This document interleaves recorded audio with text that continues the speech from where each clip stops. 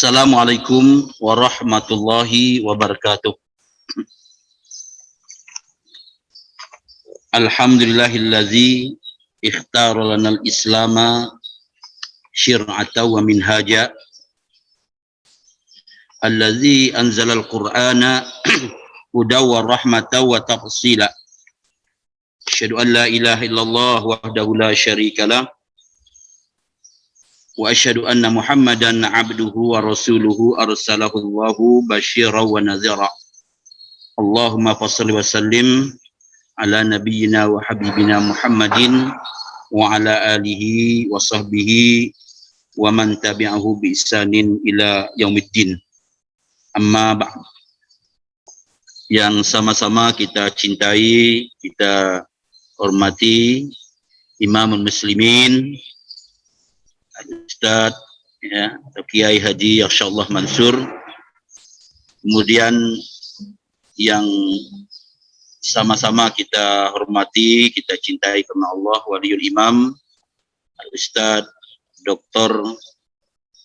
Rais Abdullah LCMA,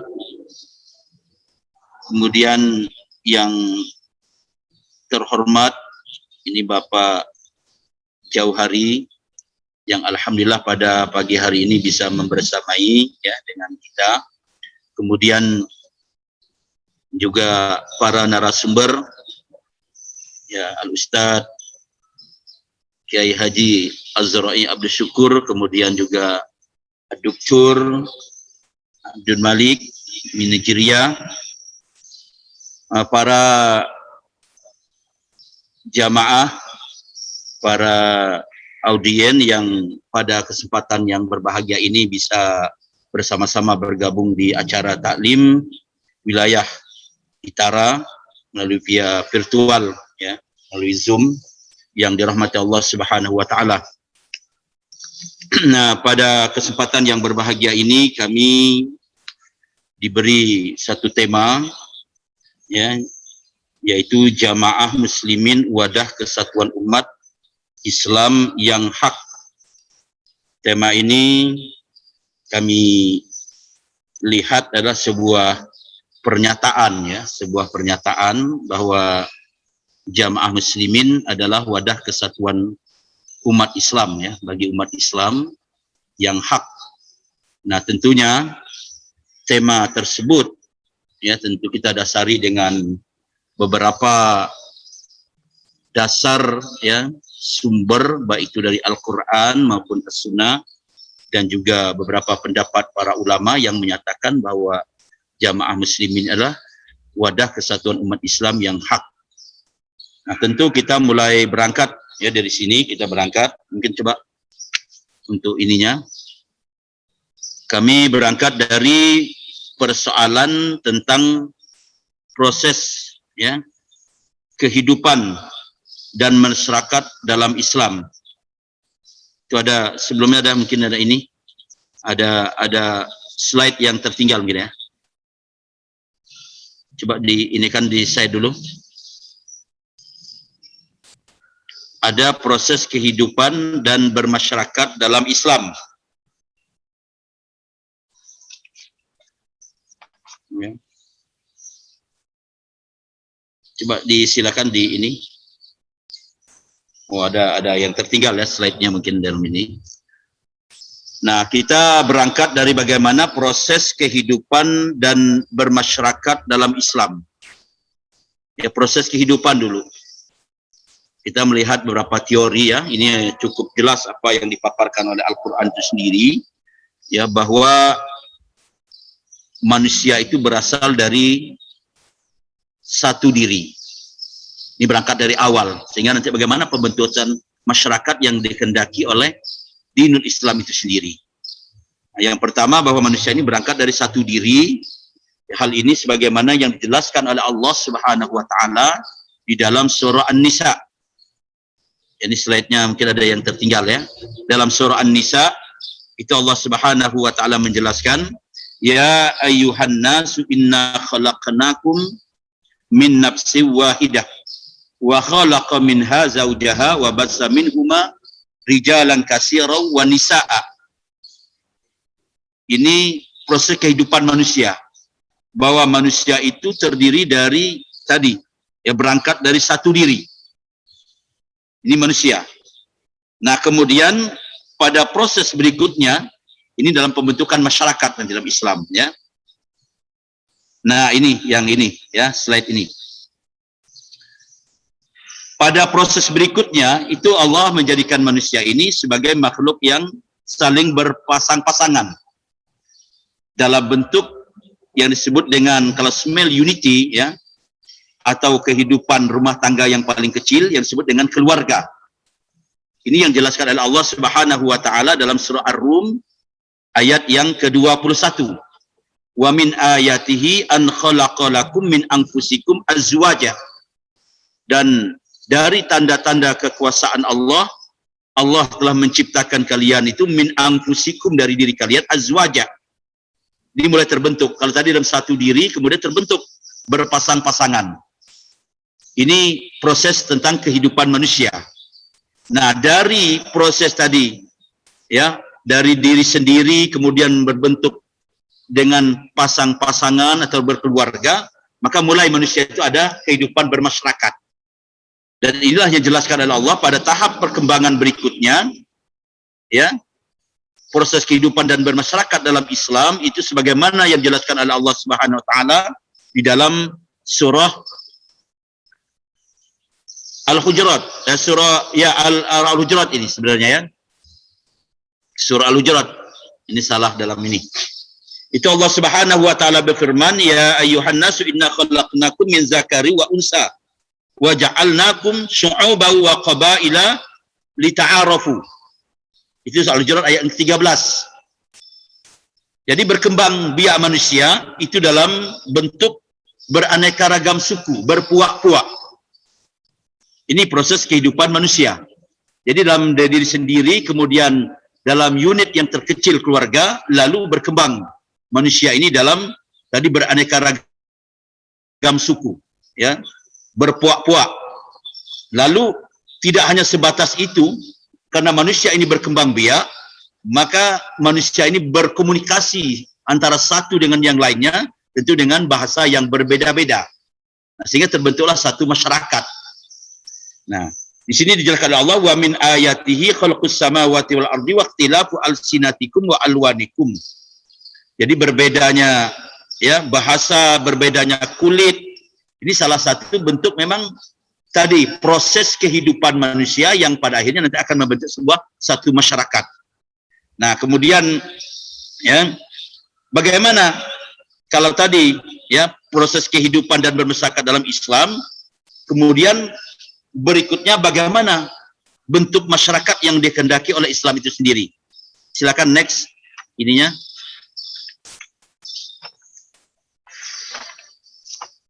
Ya. Ini ada ya, kemudian Allah Subhanahu wa taala menginginkan supaya kehidupan masyarakat yang dibangun oleh Islam ini tidak hanya sebatas, ya, dalam pembentukannya hasil dari pemikiran, ya, logika, upaya manusia semata. Sebab kalau hanya mengandalkan apa yang dipikirkan oleh manusia, kemudian logikanya, akalnya ini tidak dipandu, maka manusia tidak akan pernah mau dan bisa mengenal yang namanya baik dan buruk. Oleh karenanya dalam membentuk satu masyarakat, maka Allah turunkan wahyu kepada manusia dengan diturunkannya para nabi. Sehingga nanti manusia yang mengagungkan logikanya, pemikirannya, ya, kemudian apa yang menjadi keinginannya itu dibatasi dengan adanya diturunkannya syariat melalui para nabi. Inilah yang dijelaskan oleh Allah Subhanahu wa taala di dalam surah Asy-Syura. Syara'a lakum minad dini ma wassa bihi Nuha wallazi auhayna ilaika wa ma wassayna bi Ibrahim wa Musa wa Isa. Ini manusia. Ya, maka dalam membentuk suatu masyarakat, manusia ini agar dalam kehidupan bermasyarakat ini manusia tidak melampaui batas, tidak mengagungkan logikanya, tidak mengedepankan interest atau kepentingannya semata, oleh Allah Subhanahu wa taala manusia ini diberi yang namanya adanya syariat. Nah, syariat yang bagaimana?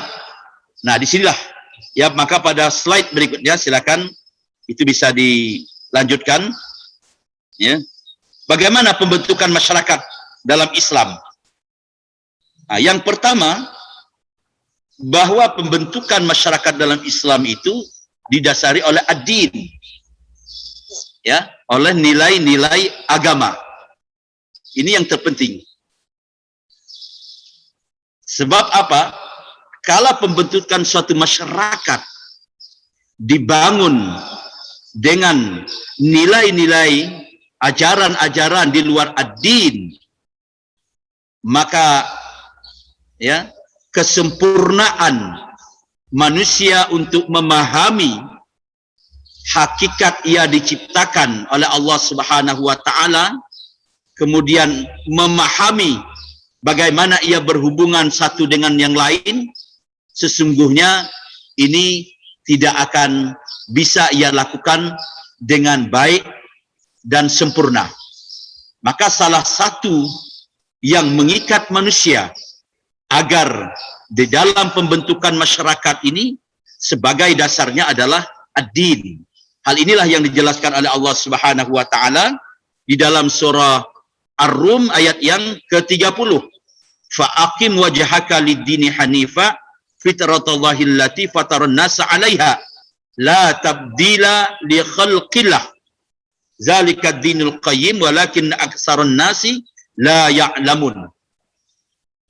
Ya, bahwa ad-din ini merupakan pondasi awal yang harus dimiliki, dan bahkan ini menjadi sebuah, kalau saya katakan, tujuan akhir juga di dalam membentuk suatu masyarakat.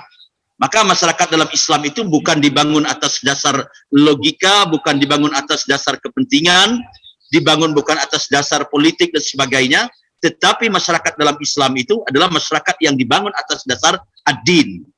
Karena memang tadi syariat yang mengarahkan untuk itu.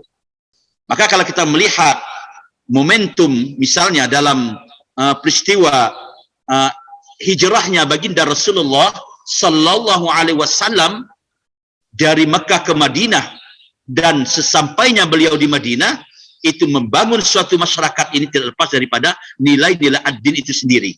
Bukan kekuasaan yang dikedepankan oleh Rasulullah sallallahu alaihi wasallam. Nah, ini amat penting. Ya, kemudian yang kedua, ya, bahwa di dalam pembentukan masyarakat dalam Islam itu hendaknya kita mendasarkan syariat. Artinya mendahulukan Allah, mendahului Allah dan Rasulnya. Ya. Mendahului Allah dan Rasulnya. Hal ini sebagaimana dijelaskan oleh Allah Subhanahu wa taala dalam surah Al-Hujurat ayat yang pertama. Ya ayyuhallazina amanu la tuqaddimu baina yadillahi wa rasulihi wattaqullaha innallaha sami'un alim. Jadi kita tidak mengedepankan semata-mata logika kita, kita tidak mengedepankan semata-mata akal kita, tetapi bagaimana dalam membangun satu masyarakat, membentuk satu masyarakat dalam Islam itu kita mendahulukan Allah dan Rasulnya. Jadi apa yang sesuai dengan ketentuan Allah dan Rasulnya, logika pemikiran kita itu harus kita tundukkan. Ini sebagai bukti. Maka dalam sebuah hadis yang cukup ya indah, Rasulullah SAW itu menjelaskan ya betapa seseorang itu yang mampu mengendalikan hawa nafsunya sehingga tunduk kepada apa yang dibawa oleh Rasulullah SAW, itu bagian daripada bagaimana ia akan mampu menyempurnakan keimanannya kepada Allah Subhanahu wa taala. Kan dijelaskan la yu'minu ahadukum, ya, tidaklah beriman seseorang ya sehingga apa taban hawahu lima ji'tu bih, sehingga hawanya, keinginannya yang harus ia pernah tundukkan terhadap apa yang dibawa oleh baginda Rasulullah sallallahu alaihi wasallam. Jadi kalau kita ingin membangun suatu masyarakat dalam Islam itu sendiri, kita lihat apa yang sudah dijelaskan oleh Allah dan apa yang sudah dicontohkan oleh Rasulullah. Bukan semata-mata kita membangun sesuai dengan keinginan kita. Bisa kita bayangkan kalau seandainya seluruh umat Islam ini membangun suatu masyarakat Islam tapi sesuai dengan keinginan-keinginannya, maka akan terjadi berbagai perpecahan, bahkan persaingan, dan bahkan saling membenci, membanggakan terhadap golongannya. Kalau kita semata-mata menggunakan tadi akal, kemampuan, pemikiran kita. Tetapi dengan tadi kita menurut Allah dan Rasul, disinilah kita akan melihat nanti bagaimana sesungguhnya masyarakat yang dibangun dalam ajaran Islam itu sendiri. Nah, kemudian juga dalam surah An-Nisa ini sudah semakin jelas ya bahwa ya kita menurut Allah dan Rasulnya di sini ya ayyuhallazina amanu atiiullah wa atiiur rasula wa ulil amri minkum. Itu semakin jelas bahwa dalam membangun suatu masyarakat dalam Islam itu ada memang nanti pola tadi ya, kita tetap taat kepada Allah dan Rasul, dan di sini nanti memang sudah mulai ada namanya pola kepemimpinan itu sendiri. Nah, artinya apa? Sampai ketaatan itu kepada ulil amri, yang dimana ya tidak diturunkan wahyu kepada ulil amri, termasuk manusia biasa sepertinya kita, tetapi bagaimana kita ini menjadikan hawa nafsu kita tadi ya, keinginan kita, pemikiran kita ini harus tunduk, karena ulil amri inilah yang nanti sebagai pemerintahan, sebagai ya yang mengimplementasi tadi ya mendahului Allah dan Rasulnya, artinya mengamalkan Al-Quran dan As-Sunnah itu sendiri. Nah, ini yang kedua. Kemudian yang ketiga kita lihat ya bagaimana pembentukan masyarakat dalam Islam. Nah, ini pembentukan masyarakat dalam Islam itu adalah membangun satu umat, ya, membangun satu umat. Nah, jadi satu kesatuan ini yang dibangun oleh umat Islam.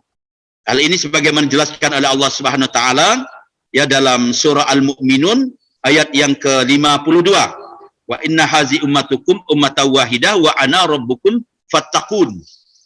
Nah, kemudian juga dalam surah Al-Baqarah ya kana nas ummatan wahidah fa ba'athahun nabiy mubasysyirin wa munzirin wa anzala mahumul kitaba bil haqqi liyahkuma bainan nas. Nah, ini satu umat. Satu umat baik dalam hal satu akidah, satu umat dalam hal satu kesatuan. Ya, ini yang disebut dengan ya bahwa umat Islam punya tanggung jawab terhadap yang disebut dengan ya tauhidul kalimah, kalimatut tauhid, kemudian tahidul kalimah. Ya, mereka punya tanggung jawab untuk tetap menjaga umat manusia ini mentauhidkan Allah, tetapi di dalam membangun suatu masyarakat juga punya tanggung jawab terhadap tauhidul kalimah. Bagaimana menyatukan yang tauhid ini dalam satu kesatuan. Nah, inilah misi para rasul, ya, misi para nabi yang dijelaskan oleh Allah Subhanahu wa taala, yang diutus oleh Allah, bahwa mereka itu sebagai ummatau wahidah, mengajak manusia itu untuk mentauhidkan Allah, kemudian juga mengajak manusia dalam mentauhidkan Allah itu dalam satu kesatuan, ya, satu kepemimpinan. Nah, kemudian yang keempat dalam pembentukan masyarakat dalam Islam ini yaitu mengamalkan Islam secara kafah. Ya, mengamalkan Islam secara kafah. Artinya apa? Kalau umat Islam ini berada dalam satu kesatuan, tidak hanya cukup dalam satu persoalan yang ia tonjolkan. Misalnya ada komunitas umat yang hanya menonjolkan dari segi pendidikan, yang hanya menonjolkan dari segi dakwah, yang hanya menonjolkan dari segi sholat. Itu dalam satu sisi mungkin secara parsial ya, secara terpecah, itu memang ada positifnya. Tetapi sesungguhnya yang dikehendaki di dalam Islam itu sendiri, bagaimana kita mengamalkan Islam secara sumulia, secara komprehensif, secara menyeluruh. Baik itu persoalan bagaimana pendidikan kita, bagaimana tentang persoalan ekonomi kita, bagaimana persoalan tentang persaudaraan kita, semuanya dibangun. Inilah makna Islam yang disebut dengan udkhulu fis-silmi kafah. Seluruh aspek kehidupan ini kita bangun. Dengan tadi kita dalam konteks satu kesatuan itu sendiri. Nah, inilah pentingnya ya pembentukan masyarakat dalam Islam. Tadi ada 4 ya. Yang keempat maksudnya mengamalkan Islam secara kafah. Nah, kemudian yang kelima, bagaimana pembentukan masyarakat dalam Islam itu sendiri? Silakan dilanjutkan. Maaf, tinggal ya. 5 menit. Ya, silakan dilanjutkan slide-nya. Ya, yang kelima, bahwa di dalam membentuk masyarakat dalam Islam itu sendiri adalah dalam wujud kehidupan berjamaah dan berimamah, yaitu sebagaimana dijelaskan oleh Allah ini dalam surah Ali Imran 103 ini ya. Ini slide-nya salah ini. Ya, wa'tasimu bihablillahi jami'a wala tafarraqu. Banyak pendapat para ulama yang menjelaskan tentang kewajiban hidup berjamaah dan juga hidup berimamah dengan mempunyai kepemimpinan atau pemimpin, mengangkat seorang pemimpin. Nah, ini salah satu bentuk masyarakat dalam Islam itu sendiri. Dan inilah yang dibangun oleh Rasulullah Sallallahu Alaihi Wasallam waktu beliau ya hijrah ke Madinah. Sesampainya di Madinah, beliau tidak membangun sebuah institusi negara, ya. Beliau tidak membangun sebuah institusi kekuasaan, tetapi bagaimana beliau merangkul, ya kita tadi sampaikan oleh Ustadz Azra'i ya, adanya Sahifah Madinah, ya terbentuknya sebuah perjanjian. Ini salah satu bentuk wujud dari menyatukan seluruh komunitas manusia dalam jamaah. Dan di situ Rasulullah Sallallahu Alaihi Wasallam sebagai pemimpin. Ya, walaupun teori ini sering dipakai, digunakan oleh para ahli politikus sebagai pembentukan sebuah negara, tetapi sesungguhnya amatlah jauh, karena dasar awal kami katakan tadi, pembentukan masyarakat di Madinah itu dengan dibangun atas ad-din, ya, dia dibangun atas tadi apa yang diperintahkan oleh Allah, ya. Nah, itu masyarakat yang dibangun oleh Rasulullah SAW di Madinah. Kemudian ya orientasinya juga itu bukan membangun sebuah kekuasaan, ya, tetapi bagaimana ia membangun sebuah tadi kehidupan dalam satu kesatuan. Nah, next selanjutnya. Ya, selanjutnya ya, kemudian al-jamaah sebagai wadah kesatuan umat yang hak. Inilah tadi kami mengatakan sebuah pernyataan yang disampaikan juga oleh Ustadz Azra'i, ya, bahwa dasar al-jamaah sebagai wadah kesatuan umat yang hak, ya, al-jamaah kalau kita katakan nanti ini adalah jamaatul muslimin, ya, menurut beberapa pendapat para ulama yang sering dipakaikan, ya, merujuk pada pendapat Imam At-Tabari, kemudian diperkuat juga oleh Imam Asy-Syatibi, bahwa yang disebut dengan al-jamaah adalah jamaatul muslimin, ya, dengan ya mengangkat seorang pimpinan, ya, bukan tadi kata tujuannya untuk politik, untuk kekuasaan, tetapi dalam rangka beribadah kepada Allah Subhanahu wa taala. Ini berdasarkan Al-Qur'an surah Al-Imran 103, kemudian surah An-Nisa ayat yang ke-59. Selanjutnya ya berdasarkan as-sunnah, ya, atau hadis Rasulullah SAW, hadis Huzaifah ibnul Yaman yang cukup jelas, ya, Rasulullah SAW itu menjelaskan talzamu jama'atal muslimina wa imamahum, ya, kita iltizam, kita mengamalkan, melaksanakan apa yang diperintahkan oleh Allah dan Rasulnya, itu kita tetap dalam jamaah muslimin dan dengan mengangkat seorang imam. Begitu juga hadis Nu'man bin Ibnu Bashir, ya, di mana beliau mengatakan, ya, sabda Rasulullah SAW, ana amrukum bi khamsin Allah amarani bihinna. Jadi perintah Allah kepada Rasulullah, dan Rasulullah punya kewajiban untuk disampaikan kepada umatnya adalah salah satu perintah diantaranya adalah kehidupan ya bil jamaah wasam'i wa ta'ah, ya, wal hijrah wal jihadi fi sabilillah. Ini hadis yang dijelaskan oleh Nu'man bin Bashir. Kemudian dikuatkan juga oleh asar sahabat Umar Ibn Khattab yang beliau menjelaskan la islama illa bi jamaah.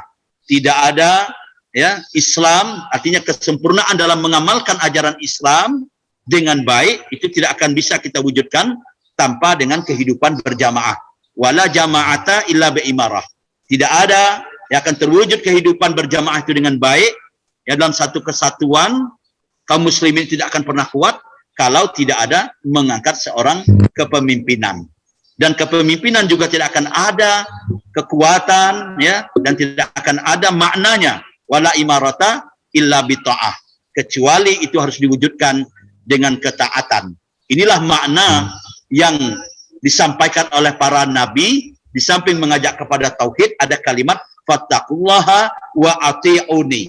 Kekuatan kaum muslimin itu bagaimana ketaatan mereka terhadap kepemimpinan itu sendiri. Begitu juga asar sahabat Ali, beliau mempertegaskan bahwa al-jamaah itu adalah kumpulan orang-orang yang mereka berusaha untuk selalu berada dalam kebenaran dan berupaya terus mencari kebenaran.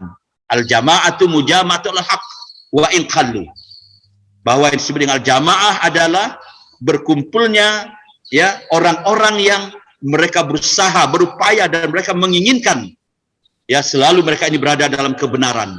Bukan kuantitas, ya, bukan jumlah yang menjadi standar, ya, dari jamaah itu sendiri. Memang betul ada beberapa pendapat ulama jamaah dikatakan nanti ada dari segi minal adat, dari segi jumlah, ya, kemudian dari segi SDM-nya, ya, tetapi kalau kita berbicara dalam konteks jamaah, ya, dalam kehidupan masyarakat muslim itu sendiri adalah mereka yang selalu berusaha, berupaya, ya, untuk selalu berada dalam kebenaran itu sendiri. Dan kemudian pendapatnya al-jamaah sebagai wadah kesatuan umat yang hak adalah dengan adanya tadi sebagai pendapat yang menurut ijma, kesepakatan, ya. Bagaimana kita melihat proses, ya, wafatnya baginda Rasulullah SAW yang pada waktu itu akan hampir saja terjadi perpecahan di antara umat Islam.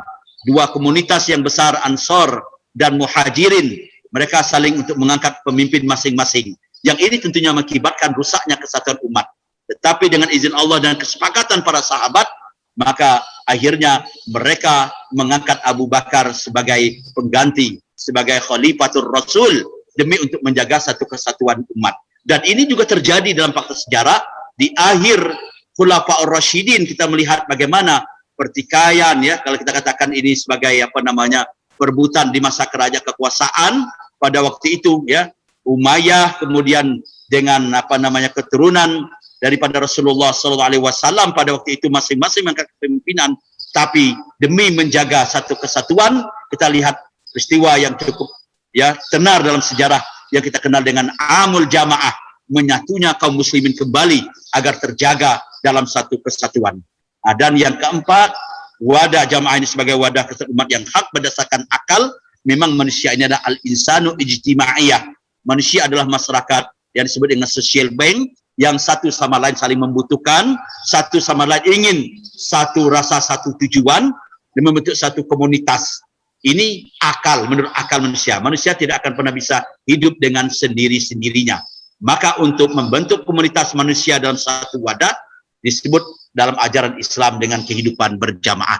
Demikian, ya, tausiah penyampaian materi pada taklim wilayah, ya, Itara pada kesempatan yang berbahagia ini. Tentunya kami menyadari banyak kekurangan yang kami sampaikan, dan mudah-mudahan setidak-tidaknya ada pesan semangat di tahun baru Hijriah ini bagaimana kita membentuk suatu masyarakat yang telah dibentuk oleh Rasulullah SAW di Madinah, yaitu dengan masyarakat al-jamaah, satu kesatuan di bawah yang disebut dengan wadah jamaatul muslimin wa imamahum. Demikian penyampaian dari kami. Al-afu minkum. Assalamualaikum warahmatullahi wabarakatuh.